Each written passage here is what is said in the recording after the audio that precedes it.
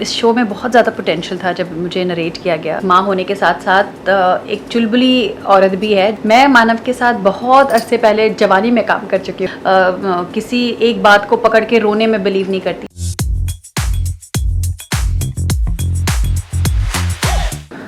The concept of the show is एक माँ है जिनकी 3 बेटियाँ हैं और हस्बैंड नहीं है and she takes care of the kids. अकेले ही 3 लड़कियों को पालना, वैसे ही अकेले माँ के लिए बच्चे पालना थोड़ा मुश्किल होता है हमारे इंडिया में, और ऊपर से अगर लड़कियां हैं तो और ज़्यादा मुश्किल हो जाता है। आज आसपास के लोग और ज़्यादा डिफ़िकल्ट बना देते हैं सिचुएशन को अगर आप लड़कियां पालती हैं। सो ये it's a struggle of a mother जो 3 लड़कियों को अच्छी तालीम और अच्छी ज़िंदगी, अच्छी लाइफस्टाइल देने की कोशिश कर रही है and going through all the struggles. So that's the main concept. देखिए, मैं वैसे भी काफ़ी चूज़ी हूँ when it comes to show and daily soaps. मैं इतनी ज़्यादा करती नहीं, जैसे कि आप जानते हैं। मैं बहुत सुन के समझ के, जब तक आप एक लंबे एपिसोड्स तक आपके लिए कुछ खास करने को नहीं है, मुझे कोई शो इस तरह जल्दी अट्रैक्ट नहीं करता। इस शो में बहुत ज़्यादा पोटेंशियल था जब मुझे नरेट किया गया। I was so excited, I am still very excited to be a part of this show. So I'm looking forward to this association because whoever talks about them, they talk very good and ज़्यादा problematic show नहीं है, problematic channel नहीं है and बहुत cooperative है. So yeah, I'm looking forward to work with them and मैं बहुत ज़्यादा एक्साइटेड हूँ इस कॉन्सेप्ट को लेकर। मैं मानव के साथ बहुत अरसे पहले जवानी में काम कर चुकी हूँ, जब मैं बहुत नई थी इंडस्ट्री के लिए, और मैंने एक बहुत बड़ा शो किया था, तब मानव था उसमें। और उसके बाद जब से वो शो ख़त्म हुआ, हम बहुत ज़्यादा नहीं मिले, लेकिन क्योंकि हमारे उस शो की जो स्टाकास थी वो अभी भी टच में है। We have a common group, we meet a lot, as in we talk a lot. Meeting तो वैसे 2-3 बार होती है when everybody is together and everybody is free, but yes I know him.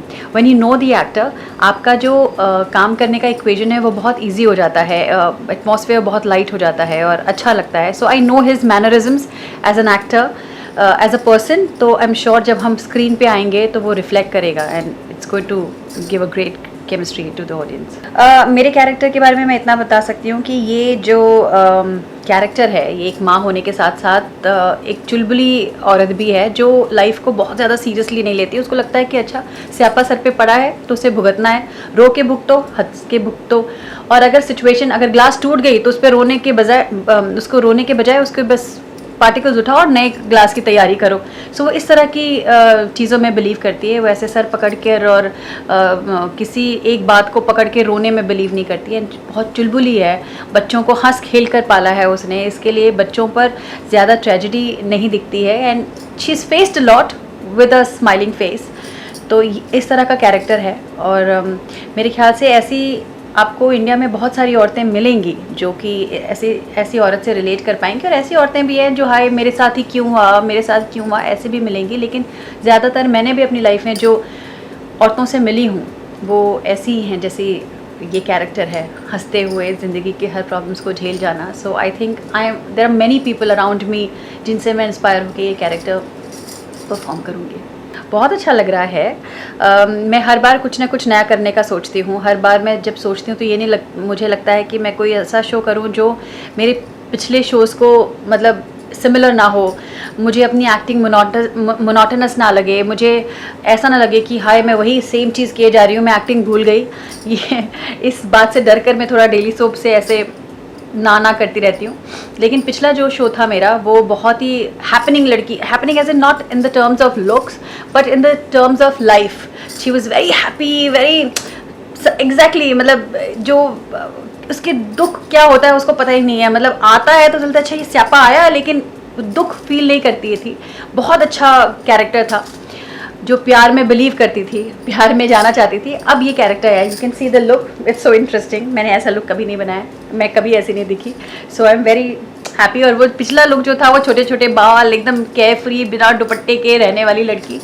और इसमें ये औरत, she is so Indian, with Indian values, Indian thoughts, Indian सब कुछ इंडियन है इसका। करेज भी इंडियन है, हैप्पीनेस भी इंडियन है, लुक भी इंडियन है। So I am very thrilled, very excited for this role. पहले एज बार होता था। पहले आपको एक्ट्रेसेस जो थी, जो लीड्स के लिए चाहिए थी, वो 16 से लेकर 18 के बीच में चाहिए थी। बाद में बड़ी हो जाए शो करते करते अलग बात है, पर एज वही होनी चाहिए आपकी 18, 19, 20, 21। इससे अब हमारी उम्र की पहुँचते पहुँचते तो दादियाँ बन जाती थी औरतें।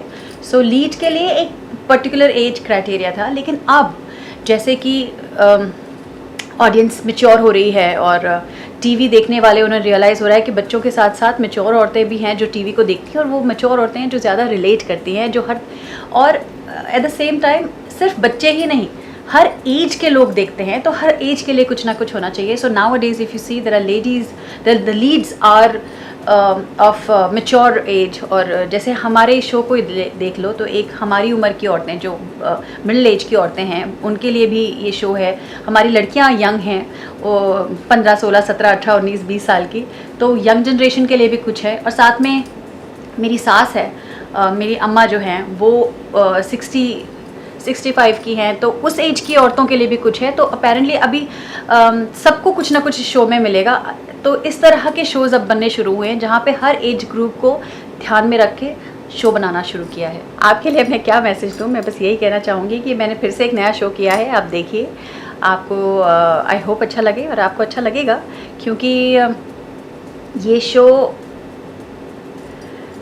इट्स अ वेरी, आप हमेशा जो शो में आप देखते हैं, ज़्यादातर जो टीवी सीरियल्स में आप देखते हैं, आप लग्जरी देखते हैं, लाइफ देखते हैं, बड़ी बड़ी कारें देखते हैं, आप एक बड़ी कोठी देखते हैं, पैसा ही पैसा देखते हैं। लेकिन ये एक ऐसा शो है जो बहुत रियल है। मतलब ये रिक्शे में जाने वाली लड़कियां, धोबी की तरह अपना उठाने वाली लड़कियां, मतलब थिंग इज़ ये बहुत रियल स्ट्रगल है जो आज का हमारे इंडिया में 80% लोग इस तरह के सिचुएशन से गुजर रहे हैं। तो वो जो 80% है ना, उनकी कहानी है ये। तो मेरे ख्याल से आपको बहुत पसंद आएगी, तो ट्राई ज़रूर करिएगा, देखिएगा कुछ दिन, फिर